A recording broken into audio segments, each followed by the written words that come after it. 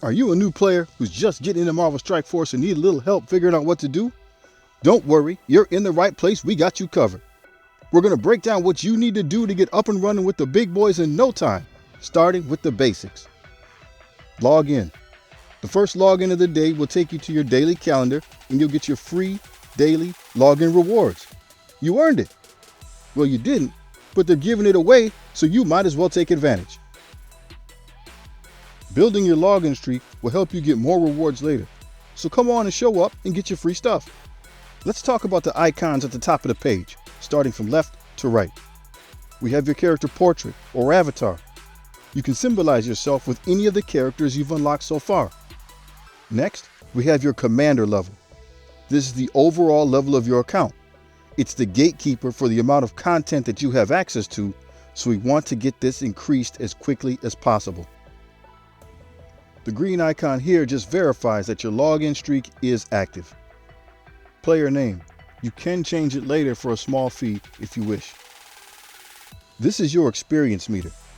As you see, I have 7,400 points and need to get to that 8,200. When I do, my account level will increase by 1. You get experience points from things like campaign missions and daily objectives. This is your gold. Gold is the primary currency in this game. You'll need it to upgrade your character and buy things in the general store. The purple things here are called power cores.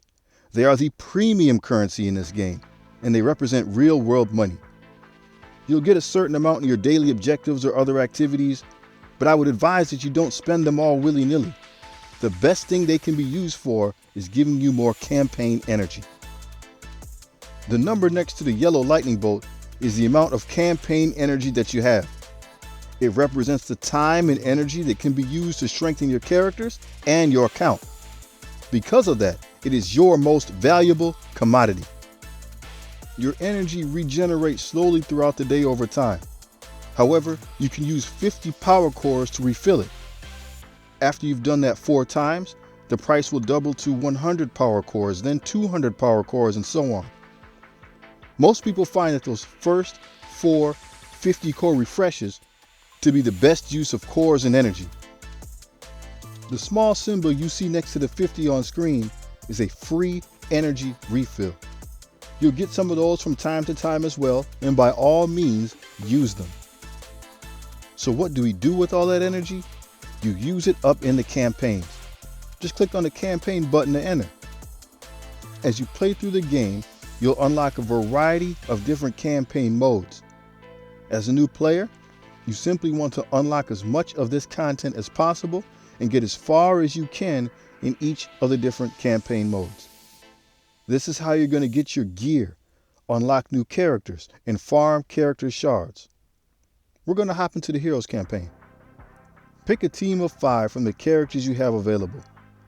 If you don't have 5, don't worry. Just fill out your roster the best you can. Notice the highlighted word hero on the left side. It's a restriction of this part of the game.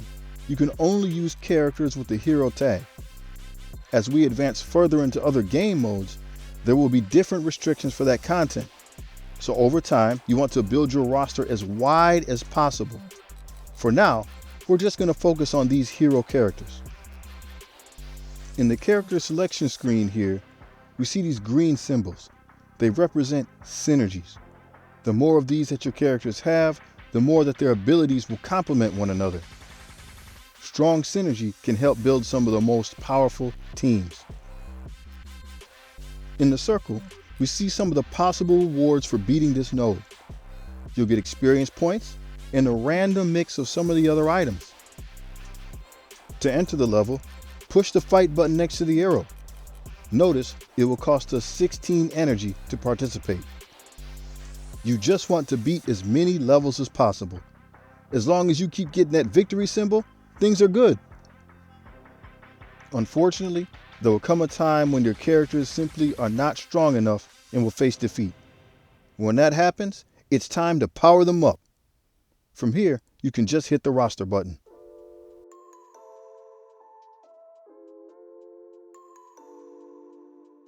Let's use Crossbones here as an example. Click the button on the left that says Train. You can tap on one of the training icons, like so. Our overall level cap will be the same as our commander level. We can also use the little plus icon on the bar to level them up faster. Once you're satisfied, hit the button that says apply for the changes to take effect. There is a cost in gold to do so. He goes up to level 31 and his stats increase. The green plus sign means you have a gear piece that goes in that spot. Just click it, hit craft and equip. If you have an open spot, you can click on it and you'll come to this screen. Hit the find button. It will take you to areas of the game where that piece is available. Since we finished this campaign node earlier, we can use auto win to try to get those gear pieces. It still uses your energy, but you don't have to play through the stage again.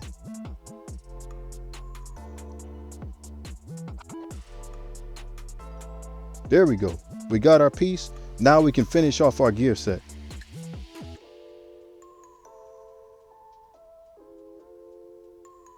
When you have all 6 gear pieces filled in, you can increase your gear tier. Hit upgrade, and as you can see, we're going to go from tier 3 to tier 4, and that brings a stat boost as well.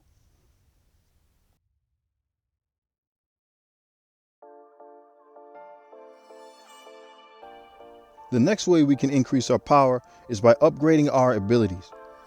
Just click on the one you want to power up. In the lower right, you'll see the cost and currency to upgrade that ability. It's all right, go crazy in the early game. Those special colored shapes that you need to power up your abilities, we find those in raids.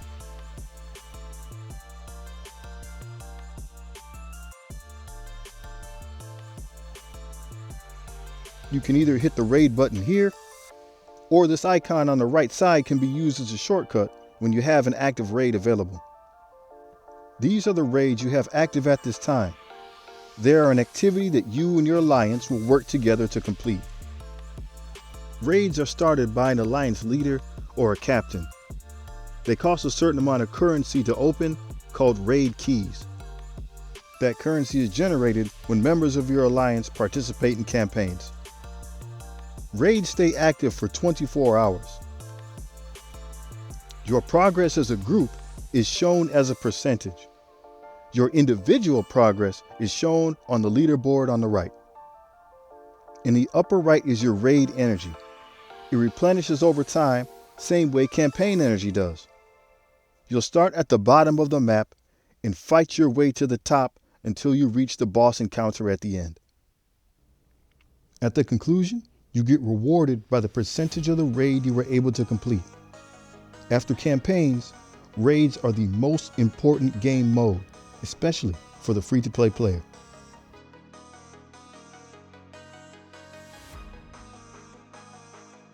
The Events tab is located here.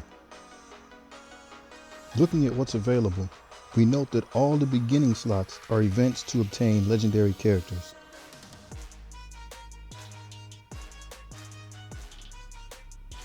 The next group are the things that are happening at the moment.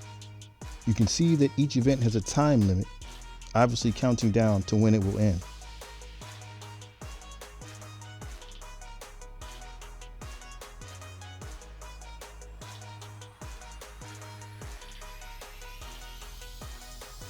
The next batch are events that are upcoming.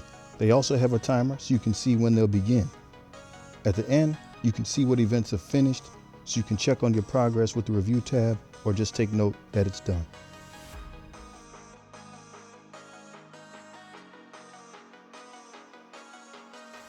Challenges are located in the upper left. The challenges follow a weekly cadence. Every day, you have a few different ones to get done. These are your challenge tokens. Generally speaking, you're able to log 3 successful attempts in every challenge. As you progress, you can attempt more and more difficult levels. If you're able to 3-star one of those stages, then you can just auto win and automatically collect your rewards.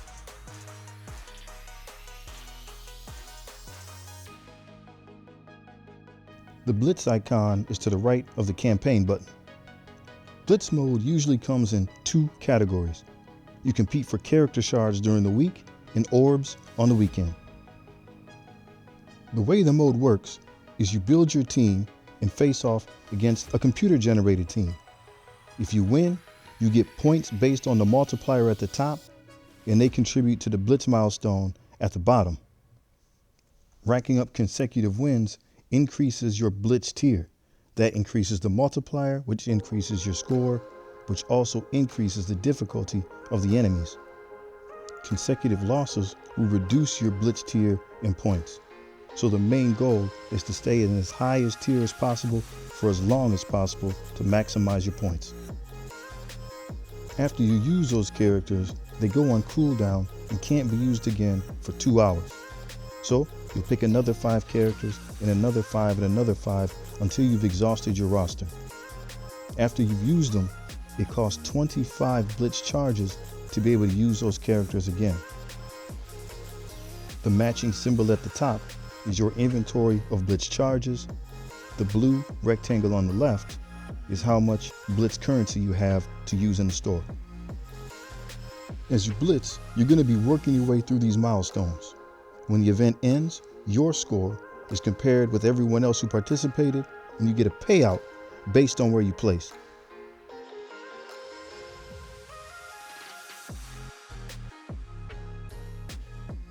The Arena tab is at the bottom on the far left. Arena is a PvP game mode. Build a team of characters that you believe would perform well together. You're going to need a team to put on defense and a team that you're going to play. Don't worry, it can be the same team. When you're ready, hit that go button. At the top of the screen, we have a little blue and yellow circle. Those are your arena charges. As you can see, there's 5 of them, and generally speaking, you're going to get 5 shots at the arena every day.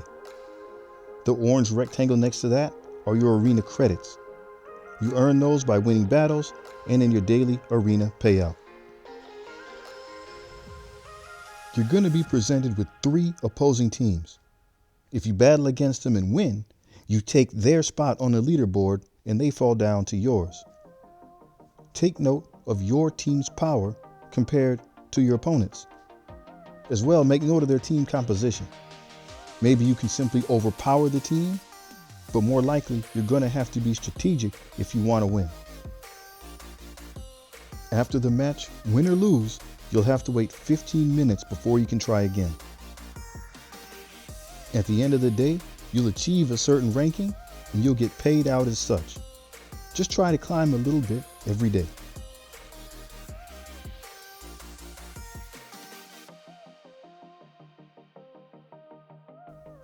The Daily Objectives button is always on screen in the lower right-hand corner. Daily Objectives are a series of tasks that the game encourages you to complete every day. They're really just introducing you to all the available game modes and just trying to get you into a good pattern of play. They're going to reward you for doing it. When you fulfill an objective, it turns orange and you get that claim button there on the right. There's always lots of goodies for you. Notice above the claim button is the strike pass. You see those little red poker chip things? Those are your strike tokens. Essentially, they're experience points that advance you one level on the strike pass. The strike pass is kind of a battle pass of sorts. You have a free path and a premium path. This isn't something I typically buy, but those are the prices if you're interested.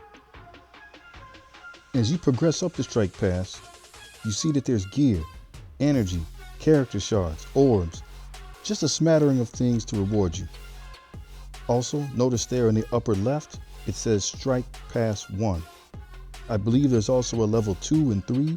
As you progress into the mid and end game, the rewards change accordingly as well. On the upper right-hand corner, you see I'm at strike level 13. As I do my daily objectives, the bar will fill up, grant me more rewards.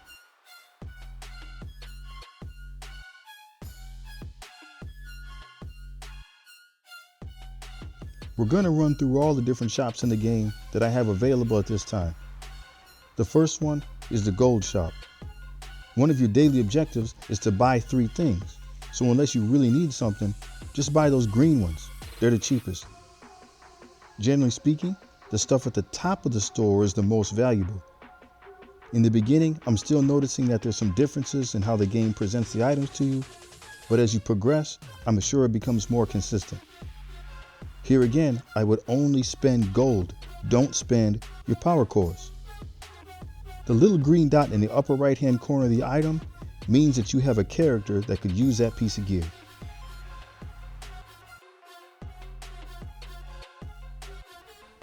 All the shops have a supply section and an orb section. This is where most of your event orbs should end up. When you start the game, you might as well just open them all up. You'll have character shards available and gear as well. Blitz store. I think here I would actually prioritize picking up Silver Samurai. He's a villain protector, and there aren't a lot of good ones of those in the game. He's definitely one of the better ones for that category, so I'll be using my Blitz credits to get more of him every day. Shang-Chi is also an amazing character. He's the one we'll be picking up next. You get plenty of Blitz orbs in the game. Take note of those purple ones. When you get to the point where your characters can wear purple gear, these will help you target what they need. Raid store. At this point in the game, I think you want to go after Cloak. His partner Dagger is in the arena store. We'll get to her in a minute. Those two make a really good combination. Otherwise, I usually use this store just to grab gear as needed. Oftentimes, you'll be directed here via the Find button. On the orb side, early game as usual, just open everything up. It's just more gear for your characters. The ones you get for those Alpha, Beta, and Gamma raids, they're going to have character shards in them. The raid store typically has some very important characters. As we mentioned, Dagger can be found here. Most of the characters in this area are fairly strong. Feel free to ask questions. We'll talk you through the best ones to get a hold of. The arena orb is very different from the rest. You can see the drop rates here.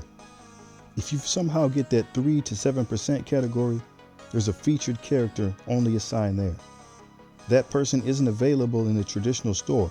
The only way you can get it is by getting a raid orb, and I wouldn't recommend that because it's only a 10% chance that that character drops. At some point in the future, they rotate this character out. They'll take him and put him in the store, and they'll put another character in the orb to take his place.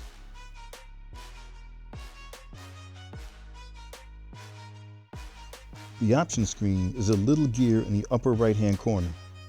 From there, on the right-hand side close to the bottom, there's a little button that says Advanced. Let's talk through some of these options. Enable low graphics mode is for older devices, or perhaps if you're experiencing some lag. Portrait screen orientation.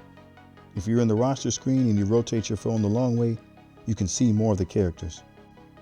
Change raid keys is for more advanced alliances. It just ensures that all of them can contribute their raid keys at the same time. Quick Alliances bypasses one of the intermediate screens when you're checking things on your alliance. Item count in the store. I would enable that one. It shows you how many of each item you have in your inventory. Reduce combat text removes a lot of the wording that pops up above a character's head as they're getting status effects. Sometimes it slows people's devices down. Show basic autoplay option. I would enable that one as well. It allows you to let the computer play for you just using basic attacks, not using any of your special moves. So when you're down to like the last guy or so, you know you're going to win, you don't want to waste your special moves, you can allow the computer to take over and save the moves for later. Dark Dimension tab. I believe it shows up as a shortcut on the side, kind of like the raid shortcut did earlier. Download all assets on Wi-Fi. Good to use. If it's available, then whenever you have an update, it needs to re-download the character models, the assets, it'll do that automatically when you're on Wi-Fi in-game. Hide squads with no valid members. When you go into levels that have restrictions like our hero campaign, it only shows you the characters that are available. Disable large power core confirmation. Leave that one off. If you accidentally hit a high-priced item, it should ask you whether you meant to do it before you spend all your power cores. The next 4 items are for combat inactivity. Let's say you started a match of some sort, you got distracted, and you're just sitting idle. The computer, after a predetermined amount of time, will just throw the game on auto. Some people have found that to be helpful.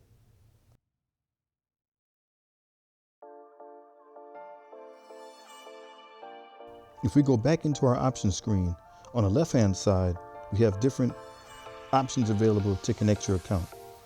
If you switch devices, you'll still be able to play your game. Scopley is the company that makes this game.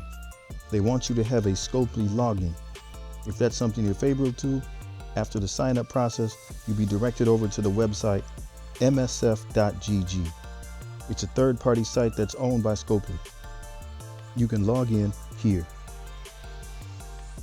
To encourage you to do this, they have a store and a milestone section. If you come here every day, you can get free goodies for your account.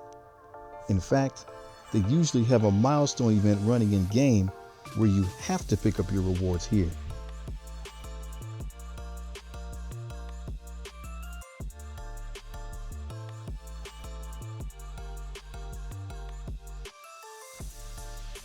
Please feel free to ask for more detailed information in the comment section below.